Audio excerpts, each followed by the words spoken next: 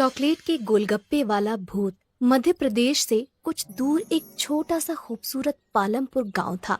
वहाँ छोटी छोटी नदियाँ थी, तरह तरह के पहाड़ थे और प्रकृति का बहुत खूबसूरत रूप यहाँ देखने को मिलता था। लेकिन इन सब के बावजूद पालमपुर की सबसे मजेदार चीज वहाँ हर साल लगने वाला बसंत का मेला था। कहते हैं कि पालमपुर में लगने वाला मेला इतना बड़ा होता था कि कोई भी उसे एक दिन में पूरा नहीं घूम सकता था। उस मेले में गांव वाले तरह तरह के खिलौने, कई तरह की मिठाइयाँ, न जाने कितने किस्म के खेल और अलग अलग तरह की खाने पीने वाली चीजों का ठेला लगाते थे। और इन ठेलों में से एक सबसे मशहूर ठेला था सुरेश चाट भंडार। 4 पहियों के इस ठेले पर सुरेश चाट पापड़ी, टिक्की और गोलगप्पे बेचता था। लेकिन बाकी सभी चीजों से ज्यादा लोगों को सुरेश के गोलगप्पे पसंद थे। मेले में हर रोज सुरेश ठेला भर कर गोलगप्पे लेकर जाता था, लेकिन शाम होने से पहले ही उसके सारे गोलगप्पे बिक जाते थे। काफी बड़े बड़े लोग सुरेश को हराने की कोशिश कर चुके थे, लेकिन कोई भी उसे हरा ना सका, क्योंकि उसके गोलगप्पों की बात ही अलग थी। सुरेश के साथ उसका एक 12 साल का बेटा माधव और एक 16 साल का लड़का रोनित रहता था। रोनित सुरेश का बेटा नहीं था, पर पिछले साल एक दुर्घटना में अपनी बीवी को खो देने के बाद सुरेश ने अपना हाथ बटाने के लिए रोनित को साथ रख लिया था। रोनित अनाथ था। मेले में सिर्फ एक दिन बाकी रह गया था। सुरेश और रोनित दोनों तैयारियों में लगे हुए थे। सुरेश जल्दी जल्दी गोलगप्पे तल रहा था, तभी उसकी नजर माधव पर जाती है, जो बने हुए गोलगप्पों के साथ कुछ कर रहा होता है। माधव बड़ा ही चंचल होता है। वो गोलगप्पों में कभी कुछ मिला देता तो कभी कुछ। माधव को देखकर सुरेश कहता है, अरे मेरे साइंटिस्ट अब क्या कर रहा है गोलगप्पों के साथ? 1 मिनट पापा। माधव ने गोलगप्पों में थोड़ी सी हल्दी, मिर्च और धनिया डाली, फिर उस पर दही डालकर कहने लगा, ये लो, ये बन गए चटपटे दही वाले गोलगप्पे।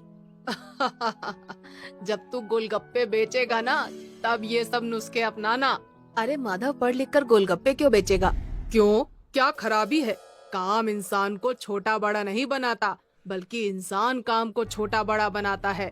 अच्छा, मतलब ये गोलगप्पों में मिर्च धनिया भरकर बड़ा इंसान बन जाएगा? क्या पता बन जाए।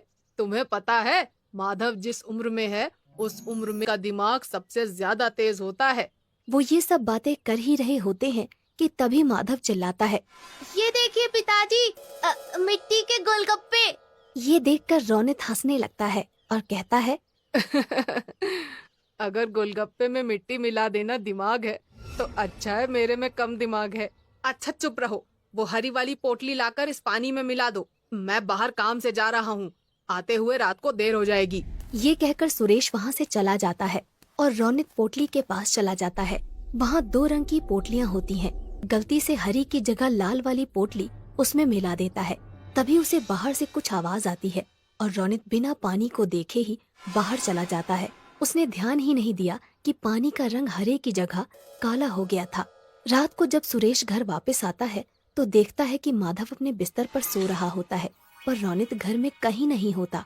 सुरेश को लगता है कि वो काम खत्म करके अपने दोस्तों के साथ खेलने चला गया होगा। रात को सोने से पहले वो निश्चय करता है कि कल की तैयारी का सारा सामान देखकर सो जाएगा। वो चाट पापड़ी देखता है, जो कि बिल्कुल ठीक होती है। गोलगप्पे भी अच्छे ही दिख रहे होते हैं। फिर वो पानी के ड्रम से ढक्कन हटाता है और देखता है कि पानी भी देखने में बिल्कुल ठीक लग रहा है। उसका रंग भी आम तौर की तरह हरा ही है और सो जाता है।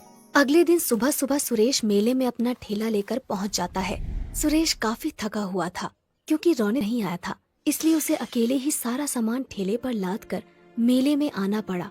वो रोनित से गुस्सा भी था और उसे उसकी फिक्र भी हो रही थी।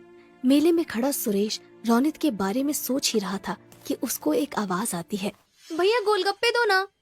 जी देता हूँ। भैया जैसे पिछली बार खिलाए थे ना, तीखे वाले, वैसे ही देना। सुरेश ने उन्हें गोलगप्पे खिलाए। गोलगप्पे मुंह में रखते ही लड़की ने वापस बाहर निकाल दिया और कहा, ये क्या वाहियात गोलगप्पे हैं। सुरेश चौंक गया।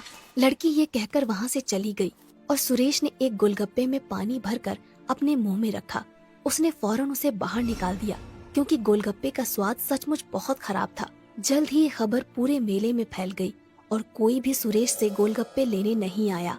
शाम तक एक भी गोलगप्पा नहीं बिका और परेशान होकर सुरेश वापस जाने लगा। वो अपना ठेला खींचता है और वापस जा रहा था कि उसने देखा कि मेले में एक नई दुकान लगी है जहाँ काफी भीड़ है। उसने पास जाकर देखा तो एक नई कंपनी गोलगप्पे बेच रही थी और लोगों की भीड़ वो गोलगप्पे खा रही थी। सुरेश इधर उधर नजर दौड़ा ही रहा था कि उसने देखा कि गोलगप्पे रौनित बेच रहा था। सुरेश समझ गया कि ये वही कंपनी है जो सुरेश को काम पर रखना चाहती थी, पर सुरेश के मना कर देने पर उन्होंने रौनित को पटाकर उसका काम खराब कर दिया। सुरेश कुछ नहीं बोला, उसने अपना ठेला लिया और चलने लगा। उसे इस बात का दुख नहीं था कि उसके गोलगप्पे नहीं बिके, पर इस बात का ज्यादा दुख था कि जिस रौनित को उसने अपने बच्चे की तरह पाला, उसने उसे धोखा दे दिया। यही सोचते सोचते वो घर पहुंच गया। उसे देखते ही माधव बहुत खुश हुआ और बोला, पापा, आप इतनी जल्दी आ गए और सारे गोलगप्पे वापस क्यों ले आए?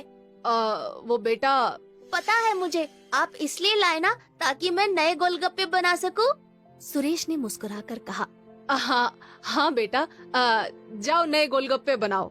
ये सुनकर माधव खुश हो गया और कुछ गोलगप्पे लेकर वहाँ से चला गया। सुरेश वहीं बैठकर सोचने लगा कि कैसे अपने गोलगप्पे बेचने का काम दोबारा से शुरू करे। वो ये सब सोच ही रहा होता है कि माधव अचानक उसके सामने आकर कहता है, पापा, आ करो। अरे क्यों? आ करो ना। सुरेश ने अपना मुंह खोला और माधव ने एक काला सा गोलगप्पा उसके मुंह में डाल दिया।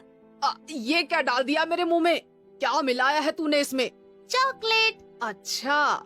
ये गोलगप्पे खाकर सुरेश के दिमाग में एक आइडिया आया ही होता है कि तभी माधव कहता है, ये लो पापा, ये भी खाओ। सुरेश मुंह खोलता है। इसमें क्या मिलाया है तुमने? मिट्टी और लाल मिर्च। सुरेश हंसने लगता है और माधव को गले से लगा लेता है। फिर सुरेश पूरी रात अपने कमरे में कुछ करता रहता है। अगले दिन मेले में रौनित के गोलगप्पे बिक रहे होते हैं। तभी एक आवाज आती है, ये क्या खा रहे हो? वहाँ चलो सुरेश के पास, कुछ नए किस्म के गोलगप्पे आए हैं।